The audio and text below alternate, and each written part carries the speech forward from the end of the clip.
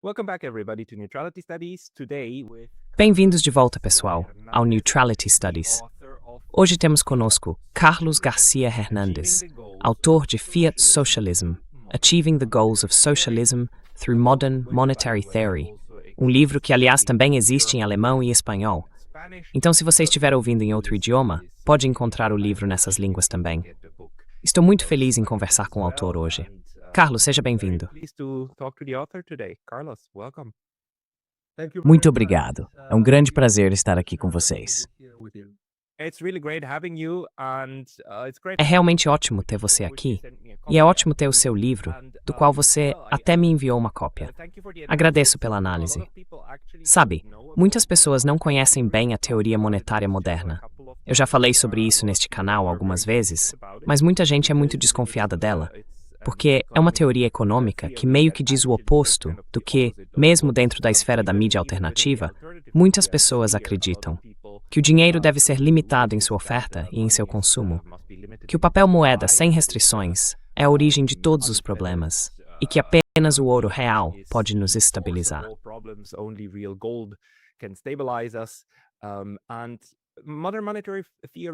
A teoria monetária moderna vai um pouco contra essa ideia.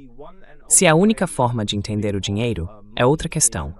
Mas, na minha visão, é uma maneira importante de encarar o tema, especialmente para pessoas do espectro político de esquerda, porque ela realmente resolve alguns problemas. Mas talvez devêssemos começar pelo básico. Você pode nos explicar quais são os conceitos fundamentais da teoria monetária moderna e como ela difere da teoria econômica neoclássica? From neoclassic economic theory. Well, as you say, for modern monetary theory, Bem, como você disse, na teoria monetária moderna, o dinheiro não é uma mercadoria. O dinheiro são apenas toques de tecla no Banco Central. Portanto, o emissor de dinheiro, o governo, não pode ficar sem dinheiro, porque não pode ficar sem toques de tecla no Banco Central. É isso que chamamos de soberania monetária. O governo, por meio do Banco Central, pode emitir tanto dinheiro quanto quiser, e ele não é lastreado por nenhuma mercadoria, nem por ouro, prata ou qualquer outra coisa. A forma como esses toques de tecla adquirem valor é por meio dos impostos. Os impostos dão valor ao dinheiro porque, nesse sentido, o dinheiro é uma dívida fiscal que você precisa quitar precisamente com os títulos e toques de tecla emitidos pelo governo. Assim, o governo primeiro gasta e depois recolhe parte desses títulos na forma de impostos, a fim de dar valor ao dinheiro. Essa é a ideia básica do dinheiro fiduciário e se baseia a teoria monetária moderna. in which modern monetary theory is based. I think this is very central in the modern. Acho que isso é algo muito central. Na teoria monetária moderna, a afirmação não é que os governos podem gastar infinitamente sem quaisquer consequências negativas. A questão é dizer, veja, o dinheiro em si desempenha um papel especial na economia. Ele é a parte da dívida. Então, para a TMM, dinheiro sem dívida é um oxímoro. Mas precisamos distinguir isso de outras formas de valor, como, por exemplo, uma pepita de ouro. Na TMM, o dinheiro é dívida. Por outro lado, pepitas de ouro podem ter valor, mas representam um tipo diferente de valor. Você poderia comentar um pouco sobre isso? Como é possível termos dinheiro, que é dívida, e ao mesmo tempo reservas de valor, que não são dinheiro nem dívida? Well, of course, gold has Bem, é claro que o ouro tem algum valor de mercado porque é usado em diferentes atividades industriais. Mas o ouro, obviamente, é uma mercadoria. Você pode ficar sem ouro. Se você não tiver mais ouro, então não pode usá-lo como dinheiro nem para qualquer outra coisa. A diferença é que, como eu disse, as teclas digitadas no Banco Central não são uma mercadoria.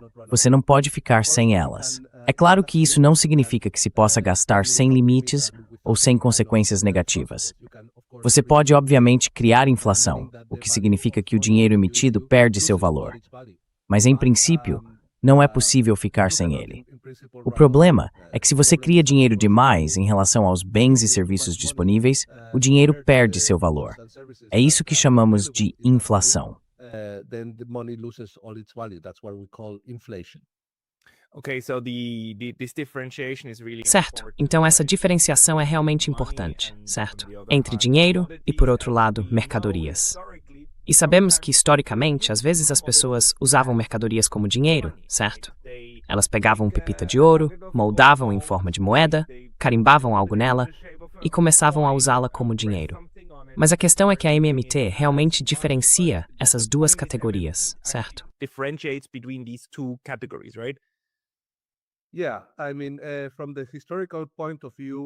Sim, quero dizer, do ponto de vista histórico, o padrão ouro, um verdadeiro padrão ouro, foi usado pouquíssimas vezes e apenas por períodos curtos.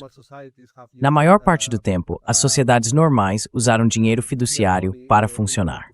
Claro, havia um problema tecnológico, porque quando dizemos que os impostos dão valor ao dinheiro, e você está negociando com pessoas que não estão sob o poder do Banco Central ou do governo, elas não pagam impostos nesse dinheiro, nessa moeda.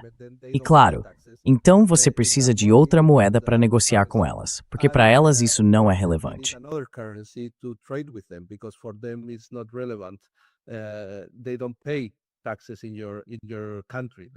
Eles não pagam impostos no seu país, digamos assim.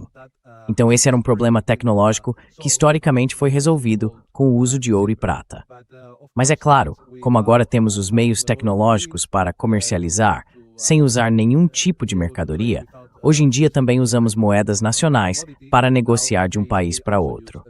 Quero dizer, se você tem crédito no Banco Central do Canadá, em dinheiro canadense, e mesmo depois emitir por produtos canadenses, é assim que está agora. Em 1971, o choque de Nixon. That is the way it's done now. So since 1971, the Nixon shock. A forma de comércio entre os países não é mais o ouro, são as moedas.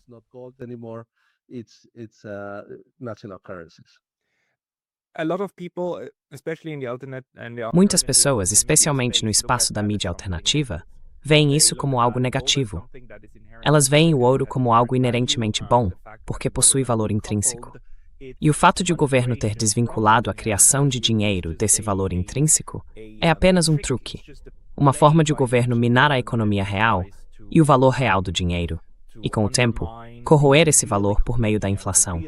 A TMM, Teoria Monetária Moderna, enxerga todo esse processo por uma ótica completamente diferente, não é?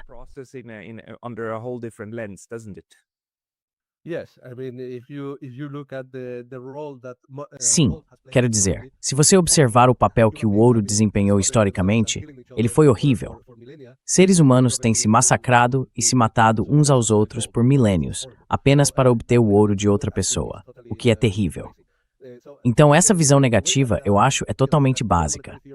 A forma como a teoria monetária moderna aborda esse problema é dizendo, bem, você pode usar a capacidade que tem de criar dinheiro do nada para produzir bens e serviços úteis para a sociedade, ou pode usá-la para criar armas e se destruir mutuamente. Mas isso é uma escolha política. É uma escolha política que você precisa fazer por si mesmo, ou que toda a sociedade precisa decidir. O verdadeiro valor por trás da TMM é que ela é um método para criar pleno emprego permanente sem causar inflação. Isso, na minha opinião, é o que a TMM é.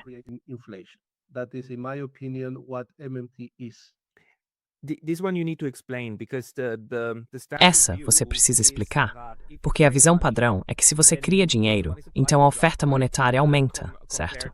Em comparação com a disponibilidade de bens no mundo real, isso leva automaticamente à inflação. Quanto maior a oferta de dinheiro, maior a pressão inflacionária, certo? E é isso que desvaloriza o dinheiro sob a TMM. Isso está correto ou não? E se não estiver, como a TMM realmente explica por que essa relação não se sustenta?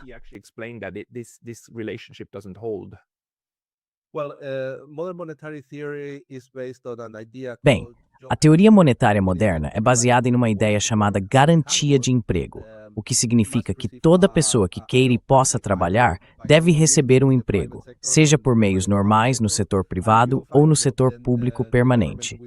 E se você não encontrar um emprego, então o governo lhe fornecerá um, sob o que se chama de garantia de emprego.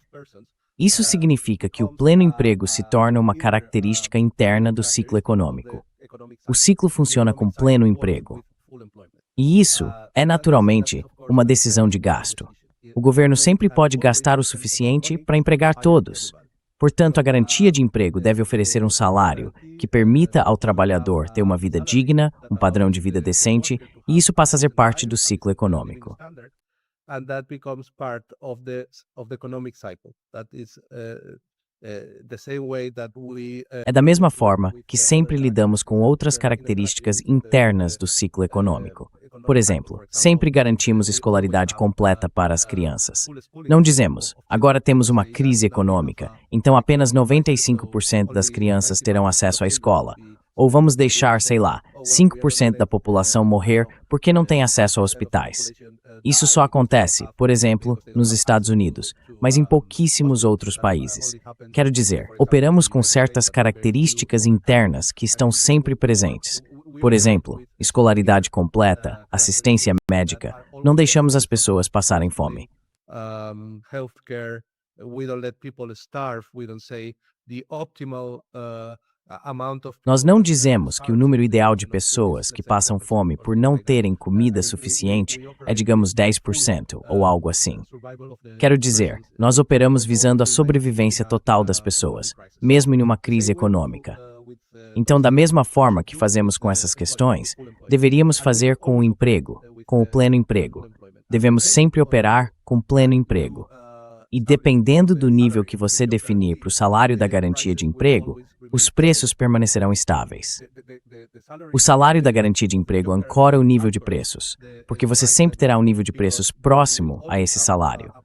E isso significa que você não cria inflação ao criar pleno emprego.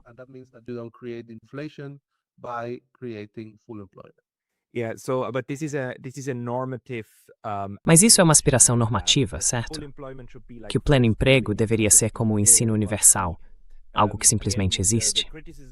Mas, novamente, a crítica é: então você só quer criar dinheiro do nada, para dar dinheiro a todo mundo, e assim todos terão empregos. Mas o dinheiro não nasce em árvores. O dinheiro está, ou pelo menos deve estar, ligado a um valor real no mundo real. Caso contrário, ele perde seu valor. E aí estamos todos perdidos. E a TMM apenas diz: bem, vamos olhar para isso de novo. Por exemplo, no caso do Japão, não sei se você estudou esse caso, mas talvez tenha outro exemplo que possa nos dar dessa relação entre expandir a base monetária e gerar inflação.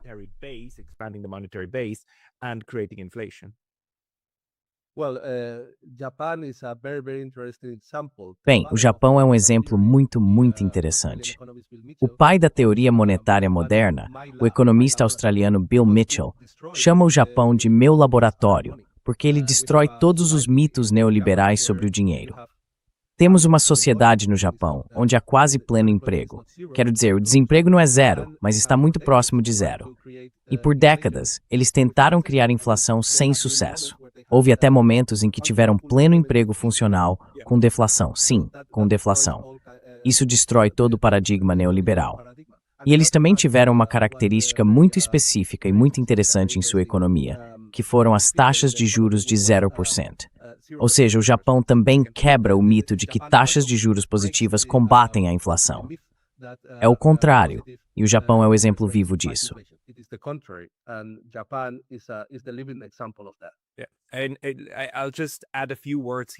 E vou acrescentar algumas palavras aqui, porque eu realmente estava no país durante a maior parte desse período.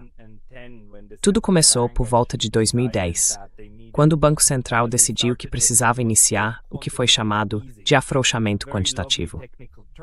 É um termo técnico muito bonito, que basicamente significa inundar o mercado com dinheiro do Banco Central por meio de diferentes mecanismos. Não foi uma inundação direta, mas você sabe, através da compra de títulos do governo e também da compra de ações, e assim por diante de empresas, diferentes mecanismos para colocar o dinheiro na economia. Mas eles decidiram fazer isso, e entre 2010 e 2015, bem, vou tentar mostrar o gráfico mais adiante, a base monetária quadruplicou.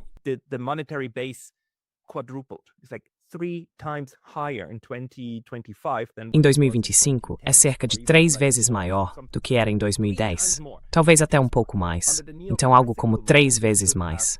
Segundo o modelo neoclássico, isso deveria ter eliminado completamente o valor do iene japonês, certo? e deveria ter levado a uma inflação massiva dentro do país. Mas o que realmente aconteceu foi que a inflação no Japão, até por volta de 2021 ou 2022, quando começamos a sentir o verdadeiro impacto econômico da Covid, era zero ou abaixo de zero. Era deflação. Isso contrariou tanto as expectativas que a revista The Economist, lembro-me bem disso, publicou uma manchete dizendo que os problemas monetários do Japão eram tão graves que chegaram a quebrar as leis da economia. Monetary problems are so severe it even breaks the laws of economics. And I was like, Jesus. Eu fiquei tipo, Jesus, você está mesmo escrevendo isso? Você está realmente tão apegado à sua ideia a ponto de reescrever as leis da economia? Obviamente, essas chamadas leis não funcionam do jeito que você está retratando. Mas isso foi meio interessante.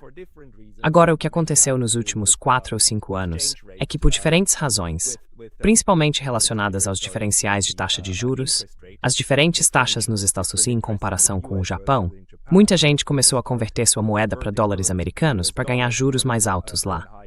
Isso fez com que o iene perdesse valor em relação a outras moedas. Mas mesmo dentro do país, a inflação continuava muito, muito lenta. But even within the country, inflation was very, very slow, and it's only getting stronger now. E isso só está ficando mais forte agora, que estamos realmente enfrentando choques econômicos reais com o petróleo, especialmente o petróleo. Um choque do petróleo no Japão sempre leva imediatamente a um aumento nos preços. Mas é bastante fascinante, na verdade, que por pelo menos 10 anos a base monetária tenha se expandido, e os preços não tenham subido dentro do país, de forma alguma. E os economistas neoclássicos ainda diziam, não, no fim das contas, isso precisa levar a esse fenômeno. Mas simplesmente não levou. Na verdade, isso nem se manifesta. Não sei se você tem alguma opinião sobre isso, mas na teoria monetária moderna, é possível explicar por que expandir a base monetária não leva automaticamente à inflação, certo? Will not automatically lead to inflation, right? Bem, se olharmos para essa questão em uma perspectiva histórica, podemos afirmar com certeza que a inflação nunca é puramente um fenômeno monetário. É claro que é possível gerar inflação por meio de gastos excessivos, mas na prática, isso quase nunca acontece. Todos os processos hiperinflacionários foram causados por uma escassez de recursos reais. Por exemplo, o petróleo. Se há uma crise do petróleo, ou qualquer outra crise de commodities, é nesse momento que surge a inflação.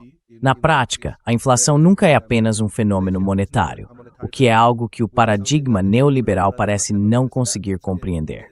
Se analisarmos historicamente todos os episódios de hiperinflação que já vivenciamos, que aliás são muito poucos, sempre encontramos uma crise de commodities, uma crise do petróleo, por exemplo, nos anos 70 ou agora com a guerra no Irã.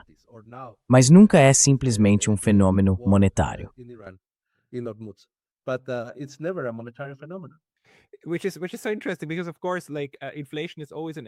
O que é tão interessante nisso é que, claro, a inflação é sempre em toda parte um fenômeno monetário. Essa frase foi do Friedman. Sim, foi do Friedman, certo? Ele meio que tentou fixar isso na mente das pessoas. Mas uma das coisas importantes sobre a teoria monetária moderna é que ela não parte da simples análise de oferta e demanda. Na verdade, ela começa observando o que acontece nos balanços patrimoniais, certo? Essa visão de balanço da economia, os principais balanços em que há passivos, ativos e patrimônio em cada lado. Por que isso é importante para compreender adequadamente as premissas fundamentais de como a economia monetária realmente funciona?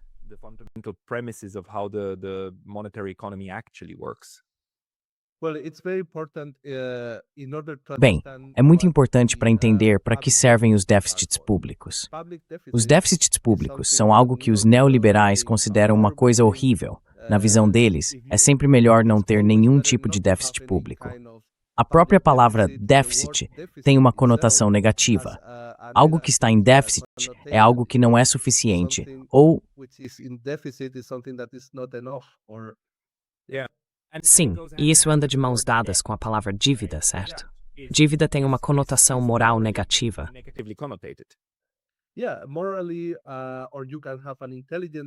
Sim, moralmente. Ou você pode ter um déficit de inteligência ou coisas do tipo. Mas o que precisamos entender é que um déficit público equivale à poupança privada. E quando falamos de poupança privada, o dinheiro vem da emissão pública, ou dos déficits públicos. É isso que o setor privado usa para poupar. Então é a mesma coisa. Quando falamos de poupança privada, tudo está bem. Tudo é, não, poupança privada é boa. E todos nós gostamos de ter alguma poupança. E o setor privado gosta de receber dinheiro do governo ou do mercado para poder poupar. Mas não gostamos de déficits públicos. Bem, isso é a mesma coisa. É a mesma coisa. Poupança privada é igual a déficit do governo.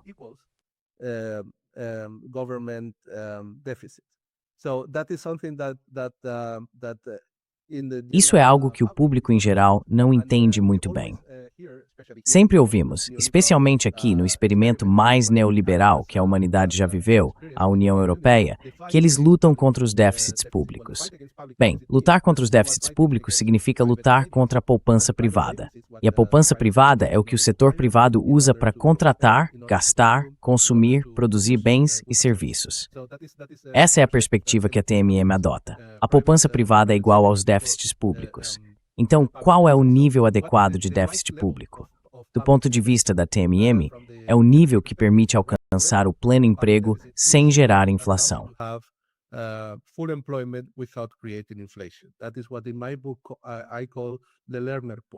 É isso que, no meu entendimento, eu chamo de ponto de Lerner. O ponto de Lerner é um ponto teórico na economia em que há 0% de desemprego e 0% de inflação. Porque enquanto houver recursos não utilizados na economia, é possível gastar mais dinheiro para mobilizar esses recursos e utilizá-los sem gerar inflação. Quando se atinge o nível de pleno emprego, é aí que se deve parar de gastar. Qual é esse nível numericamente para o déficit público? Não sabemos. Às vezes será 5%, às vezes 20%, às vezes menos 2%, às vezes 0%. Não importa. O nível adequado de déficit público é aquele em que há pleno emprego sem inflação.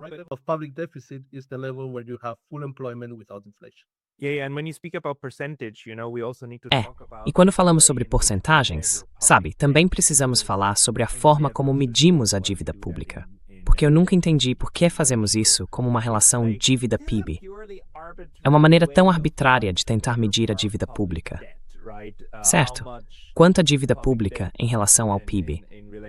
E a implicação é, claro, que se você tem uma relação dívida-PIB de 100%, isso significa que toda a sociedade teria que trabalhar por um ano inteiro sem receber pagamento para quitar essa dívida pública. Mas esse é um jeito meio bobo de encarar a questão, de qualquer forma, porque não é assim que funciona. Quero dizer, você não trabalha o tempo todo apenas para pagar essa dívida pública.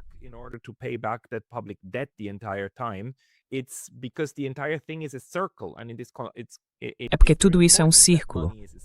E é muito importante que o dinheiro seja um círculo. Que não o vejamos, como você disse no começo, como uma mercadoria, algo que precisa ser devolvido fisicamente e integralmente. Porque, caso contrário, o círculo deixaria de funcionar. E todos nós entendemos que a economia é um círculo. Quero dizer, até mesmo nossas economias pessoais, certo? A forma como recebemos dinheiro, gastamos dinheiro, e o gastamos com outros, que depois o devolvem a nós quando trabalhamos para eles, e assim por diante. Ele precisa circular. Você poderia talvez falar um pouco sobre isso?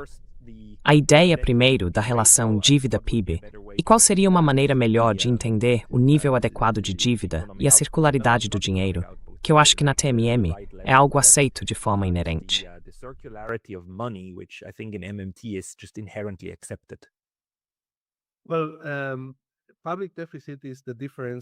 Bem, o déficit público é a diferença entre o dinheiro que o governo gasta e o dinheiro que arrecada em impostos. É isso que chamamos de déficit público. Quando falamos sobre dívida nacional, sim, é a dívida que o governo tem com o resto do mundo. E a principal questão com a dívida nacional é em qual moeda essa dívida está. Porque se você tem dívidas na sua própria moeda nacional, essa dívida é sempre pagável. O problema com a dívida nacional surge quando você tem dívidas em moedas que não emite. É aí que você pode ter dificuldades para pagá-las. Então, por exemplo, no caso do Japão, os neoliberais sempre dizem: isso é terrível. Neoliberals always say, this is terrible. National debt is above 200% of. A dívida pública do Japão está acima de 200% do seu PIB. As pessoas dizem que isso significa que o Japão não conseguirá pagar essas dívidas, mas isso é absolutamente falso. Quase toda a dívida pública japonesa está em ienes, sua própria moeda. Isso significa que essas dívidas sempre poderão ser pagas. Para que exista uma dívida, é sempre necessário haver dois lados, uma parte que queira emitir a dívida e outra que queira detê-la. Se não houver comprador para uma promessa de pagamento, não é possível vendê-la. E no caso do Japão, é claramente falso dizer que o país tem enganado ou trapaceado o resto do mundo.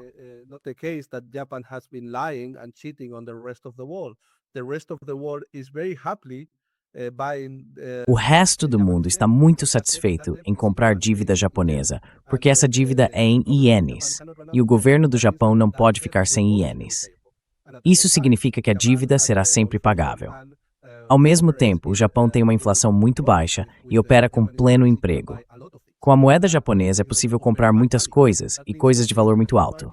Portanto, o mercado internacional e o resto do mundo estão felizes em aceitar a dívida japonesa, porque ela será sempre pagável. A questão fundamental é sempre em qual moeda essa dívida é emitida. Se a dívida pública é emitida na moeda nacional, essa dívida será sempre pagável, e isso não é problema algum.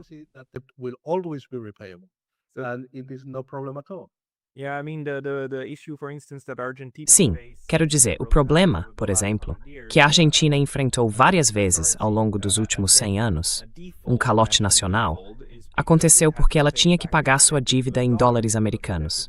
Ela se endividou em USD, que é basicamente o que muitas dessas instituições de Bretton Woods fazem com os países em desenvolvimento, certo? Elas lhes concedem empréstimos. Aqui. Tome um empréstimo. Pegue um pouco de dinheiro. Aliás, o empréstimo é em dólares americanos e você precisará nos pagar de volta em dólares americanos. E se você não tiver dólares americanos, então, bem, teremos que fazer ajustes estruturais, o que basicamente significa que você terá que entregar seus setores ricos em recursos de bandeja para pessoas dos Estados Unidos e da Europa. Depois, vamos te dar outro empréstimo, com mais dólares, para que você possa pagar o primeiro. E quando você ficar sem dólares novamente para pagar esse também, bem, a próxima rodada de reestruturação vai chegar, não vai?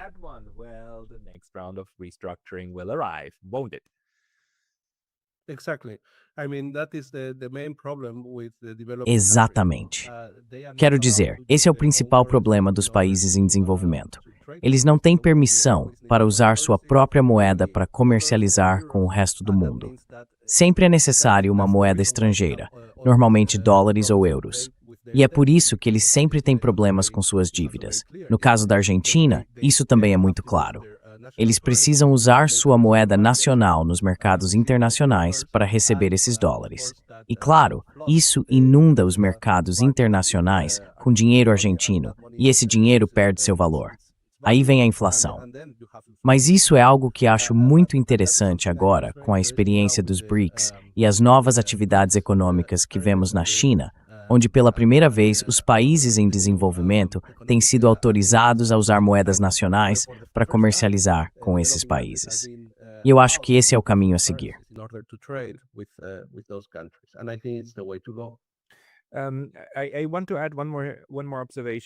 Quero acrescentar mais uma observação, porém. Acho que há mais uma forma pela qual os países podem, digamos, ficar sem sua própria moeda, ou serem capazes de pagar suas dívidas na própria moeda. E isso acontece quando o parlamento aprova leis que impedem o governo nacional de contrair mais dívidas.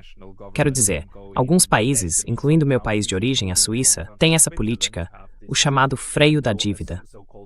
E isso se baseia em uma lei que determina que o governo não pode, digamos, gastar mais do que no caso suíço, cerca de 5% da dívida em relação ao PIB por ano, algo assim. Esqueci exatamente qual era o valor, mas isso significa que há uma exigência regulatória, um impedimento regulatório, a capacidade do governo de se endividar. E em tais circunstâncias, também é possível acabar em uma situação em que o governo, de repente, não tenha dinheiro para pagar todas as dívidas que já possui, certo?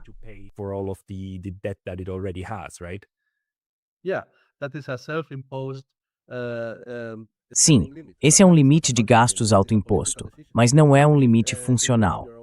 É uma decisão política. Se você tem sua própria moeda, pode sempre pagar todas essas dívidas, porque pode sempre criar mais dinheiro. Portanto, o calote involuntário nunca é possível. Por exemplo, lembro que nos anos 90, acho que a Rússia decidiu não pagar sua dívida nacional, porque isso estava gerando enormes problemas inflacionários. Mas não foi porque a Rússia não pudesse pagar essas dívidas.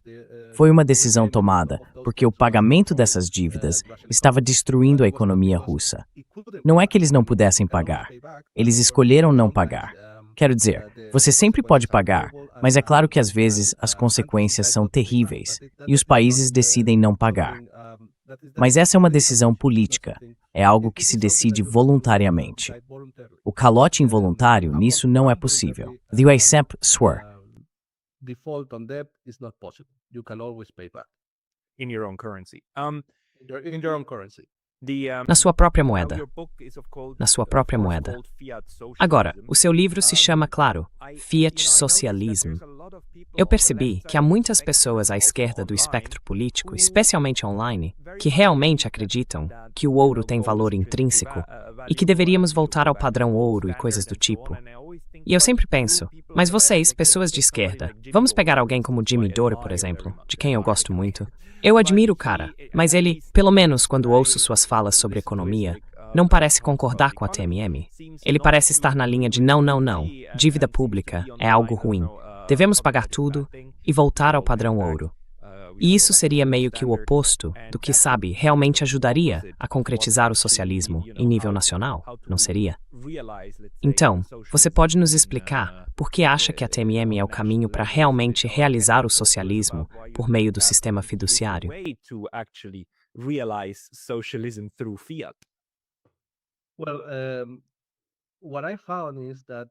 Bem, o que eu descobri é que, na minha opinião, há muito terreno comum entre as obras de Keynes e Kalecki e a ideia de socialismo sob uma perspectiva normativa. Como você disse, o que proponho no meu livro é um tipo normativo de socialismo, em que o socialismo não é definido pela propriedade dos meios de produção, mas pelo acesso a bens e serviços. Assim, argumento no meu livro que o tamanho do setor privado deve e pode ser decidido democraticamente. Alguns países podem decidir ter um setor privado que produza muitas coisas, resultando em um setor privado muito grande. Outros podem optar por ter um setor menor, e alguns podem decidir que apenas as famílias compõem o setor privado, sem atividade econômica privada no restante da economia. Como, por exemplo, tudo é produzido pelo governo nesses estados? Sim.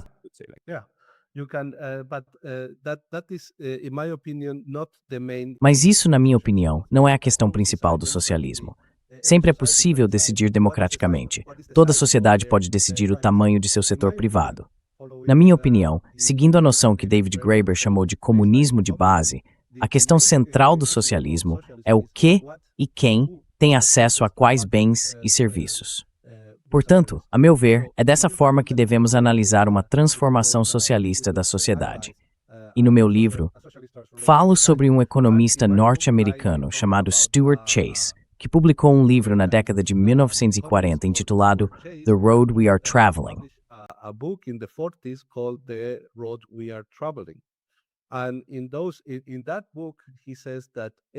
E nesse livro, ele afirma que todo governo racional deve sempre garantir 5 coisas: pleno emprego, a garantia de 5 elementos essenciais a cada cidadão: alimentação, moradia, vestuário, serviços de saúde e educação; seguridade social, que inclui aposentadoria, benefícios por doença, acidentes, desemprego temporário, maternidade e assim por diante; e padrões trabalhistas, o que significa que as condições de trabalho devem ser sempre dignas e que os sindicatos devem ter permissão para garantir que esses padrões sejam mantidos.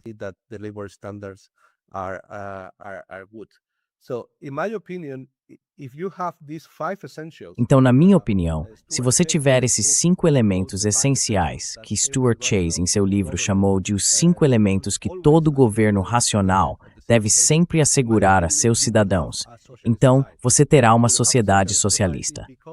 Você terá uma sociedade socialista porque esses 5 elementos essenciais nunca foram alcançados sob o capitalismo. Como encontramos no primeiro livro de O Capital, de Karl Marx, ele diz que não se pode ter capitalismo sem um exército de reserva de desempregados, por exemplo. Não se pode ter uma política permanente de pleno emprego garantida pelo governo, como a garantia de emprego, por exemplo, e ainda chamar isso de capitalismo. O mesmo vale para moradia ou para gratuidade.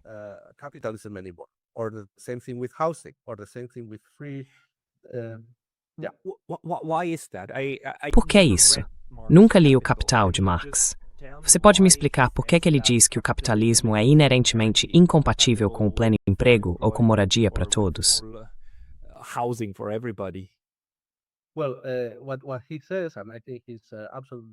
Bem, o que ele diz, eu acho que está absolutamente correto, é que no capitalismo, o nível geral de desemprego está sempre nas mãos do setor privado, das empresas.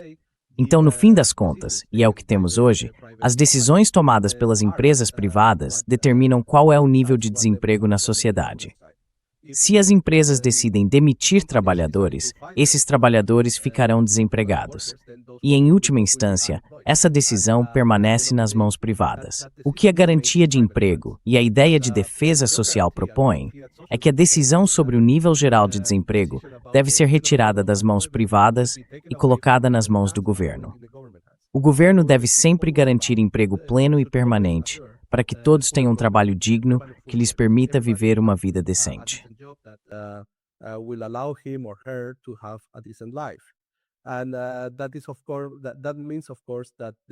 E isso significa, é claro, que o poder que as empresas privadas têm sobre os trabalhadores desaparece. Agora as coisas estão equilibradas. É o que Marx costumava chamar de associação livre de indivíduos.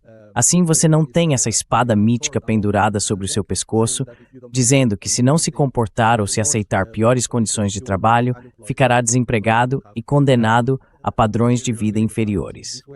Dessa forma, o setor privado, as pessoas que administram a economia privada, e os trabalhadores estarão no mesmo nível. Não haverá diferença de poder, entende? E é o mesmo com o restante dos 5 pontos de que Stuart Chase fala. Você pode organizar a sociedade dessa maneira, mas, na minha opinião, não pode mais chamar isso de capitalismo, porque sob o capitalismo, essas políticas nunca existiram. Certo?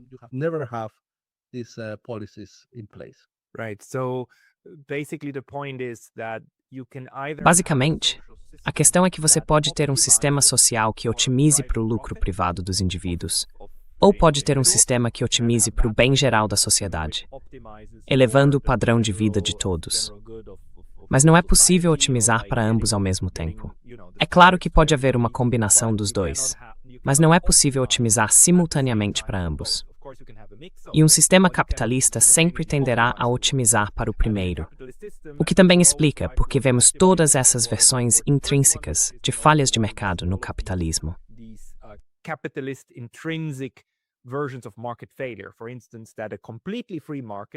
Por exemplo, um mercado completamente livre, um mercado absolutamente sem restrições, sempre tenderá a criar monopólios. E os monopólios são inerentemente anticompetitivos. Eles sempre buscarão rendas excessivas e destruirão a concorrência. Então isso é apenas uma das coisas que uma sociedade otimizada para o lucro fará. Por outro lado, sempre será necessário algum tipo de mecanismo redistributivo e sempre haverá algum dinheiro sendo desperdiçado, porque não acaba nos bolsos de poucos, certo? Mas haverá ineficiências nesse sistema, pelo menos do ponto de vista capitalista. É mais ou menos essa a ideia?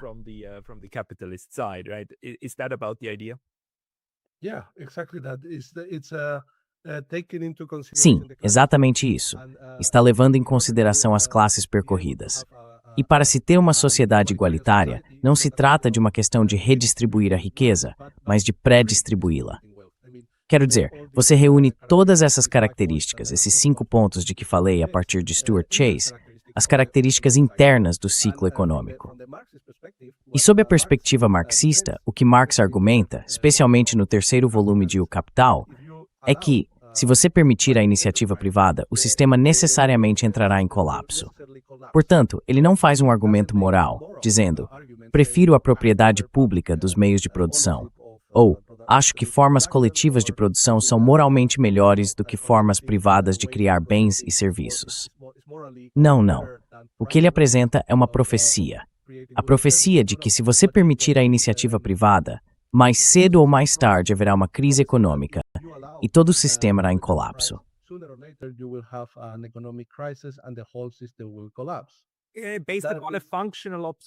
Baseado em uma observação funcional. É só que é assim que isso funciona. Os mecanismos do capitalismo são tais que ele acabará se desfazendo ou levará ao colapso. Não que devesse, não que seria bom se acontecesse. Não, é apenas que é assim que a máquina opera. É a análise dele, certo?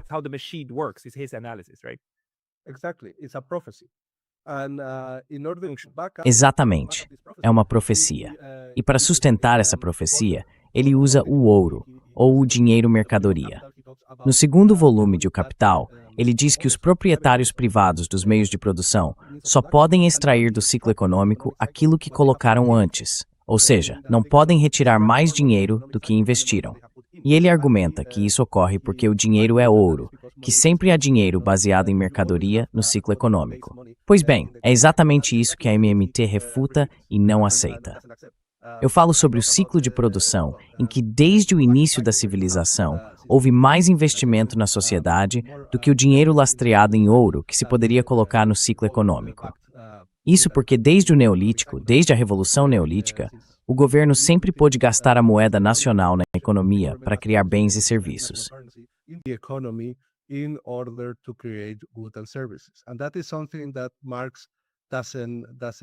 E isso é algo que Marx não inclui em sua análise.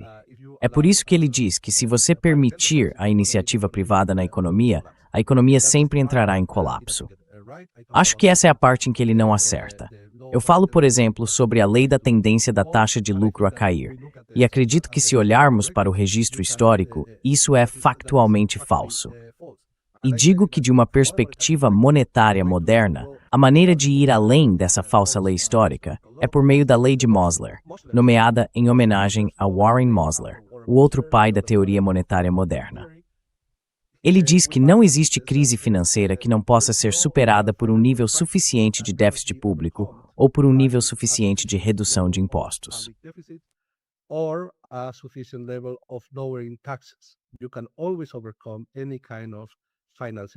Você sempre pode superar qualquer tipo de crise financeira. E isso significa que sistemas que permitem a iniciativa privada não precisam necessariamente entrar em colapso, sabe? É por isso que adoto essa perspectiva normativa do socialismo, em vez da lei histórica que encontramos no marxismo. Claro, podemos encontrar nas obras de Marx, por exemplo, em sua crítica ao programa de Gotha e no próprio Capital, muitas perspectivas normativas sobre o socialismo. Ele fala sobre pleno emprego, serviços sociais, moradia e assim por diante. Mas ele também inclui essa profecia histórica, que acredito, se você entender o dinheiro fiduciário, verá facilmente que não é verdadeira. E é por isso que o livro se chama Socialismo Fiduciário.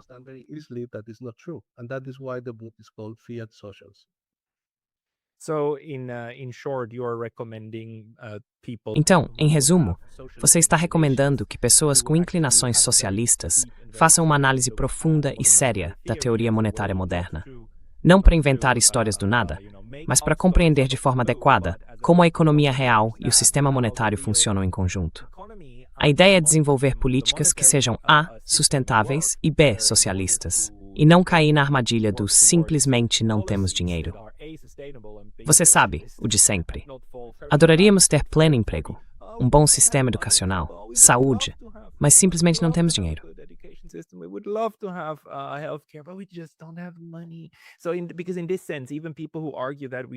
Porque nesse sentido, mesmo as pessoas que argumentam que devemos gastar dinheiro em educação, e não em guerra, ainda estão raciocinando dentro do modelo padrão da economia neoclássica. A questão não é dizer, não, esse não é o ponto.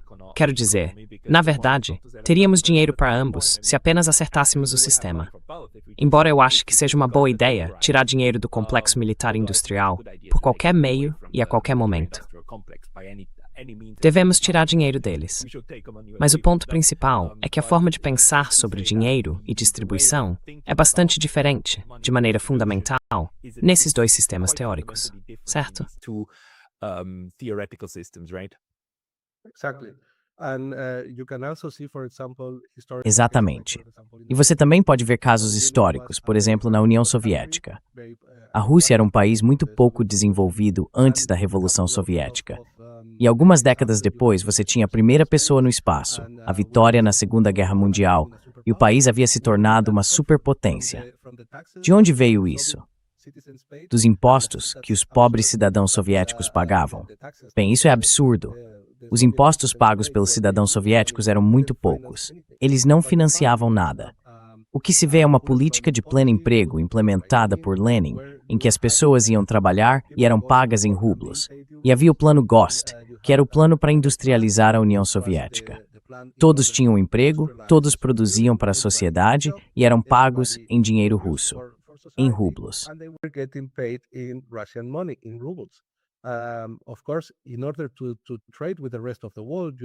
Claro, para comerciar com o resto do mundo, ainda era necessário ter dinheiro e mercadoria, porque era isso que o resto do mundo aceitava. Mas para criar pleno emprego dentro da União Soviética, isso não era necessário. Bastava ter um imposto e um banco central que contratasse todo mundo. O imposto dava valor ao dinheiro que o Banco Central criava do nada. E isso criou uma sociedade com pleno emprego, que produzia todas as coisas que existiam na União Soviética. Quer dizer, a questão é que, claro, não havia iniciativa privada, porque tudo estava em mãos públicas. Mas, na minha opinião, se fosse permitida a iniciativa privada, o sistema não entraria em colapso. O sistema seria capaz de sobreviver, e cada sociedade deveria decidir qual deve ser o tamanho da iniciativa privada.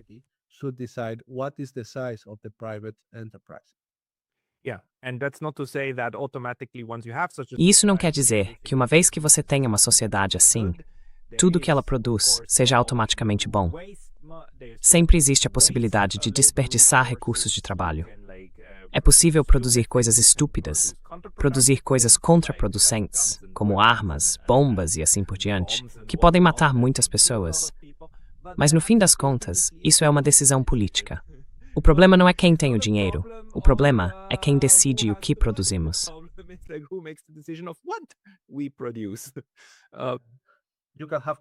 Você pode ter corrupção, claro, todo tipo de coisa negativa. Mas como você disse, isso é um problema político.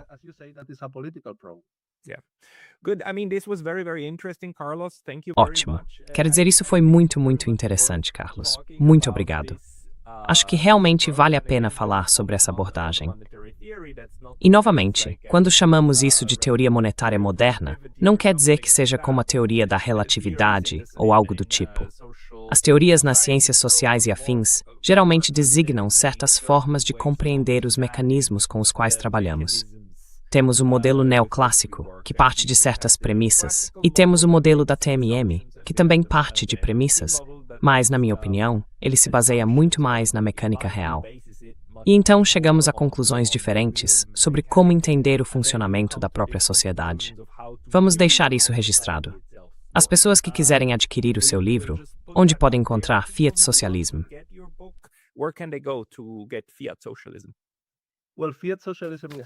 Bem, Fiat Socialism foi publicado em espanhol, alemão e inglês. Você pode encontrá-lo em qualquer lugar, na Amazon ou na sua livraria habitual. Também é possível encontrá-lo no site da Lola Books, lolabooks.eu.